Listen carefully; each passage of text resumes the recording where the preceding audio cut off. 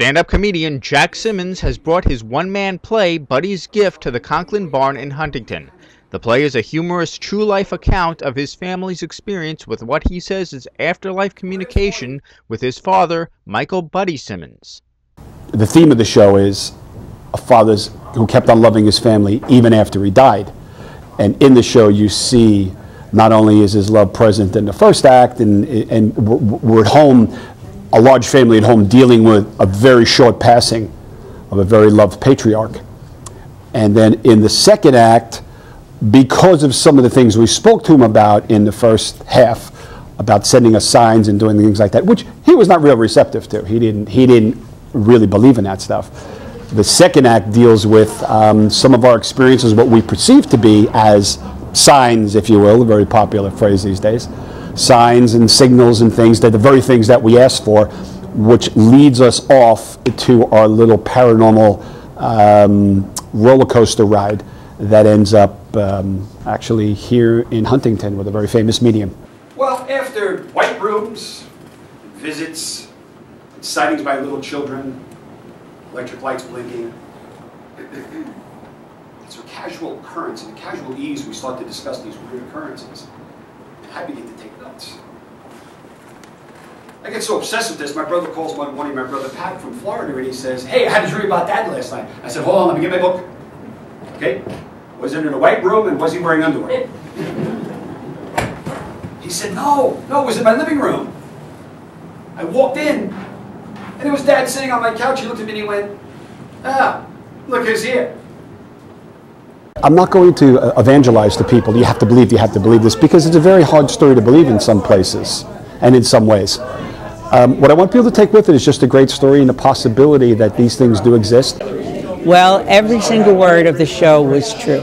Every single word was true. None of it was made up. It's exactly the way it happened. I didn't even know Jack was writing it at the time because, it was a difficult time and it wasn't important to me what he was doing or what he was writing, But it's all true. We lived it. We had such experiences that I wanted to let other people know that they could experience the same thing if they allowed themselves to. And it made it easier for us. My husband passed away in July, and I was thinking the first Thanksgiving was going to be terrible.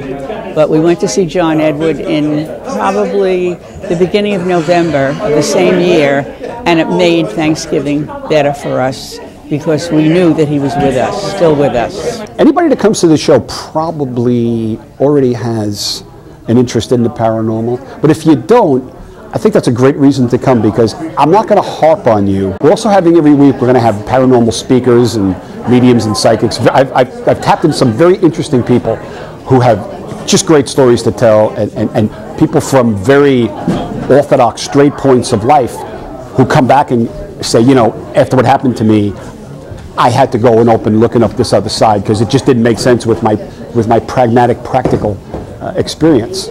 At his first show on January 14th, the first two guest speakers were Huntington residents author Carrie Ann Flanagan-Broski and medium Richard Scholler. It was a great show, and I live in Huntington, so I thought that Huntington being a very cultural and spiritual area, I said the Conklin Barn is the perfect place to have it, and it's a nice intimate crowd. So for what we did tonight, Jack putting on the play, me talking about the Ghost of Long Island books and afterlife communication, and then we had Richard Scholler, who's also from Huntington, tying in with a demonstration of reading. So it was really a wonderful night that was with a lot of spirits, and they were definitely here because we had a lot of lights flickering throughout the show, which normally does not happen in here because I do spend a lot of time in this barn, and it just, it was a great experience. We had, I think, about 40, 50 people, and they were really into the whole thing. I mean, the show went on longer than we thought because of people, saying different things that they were interested in,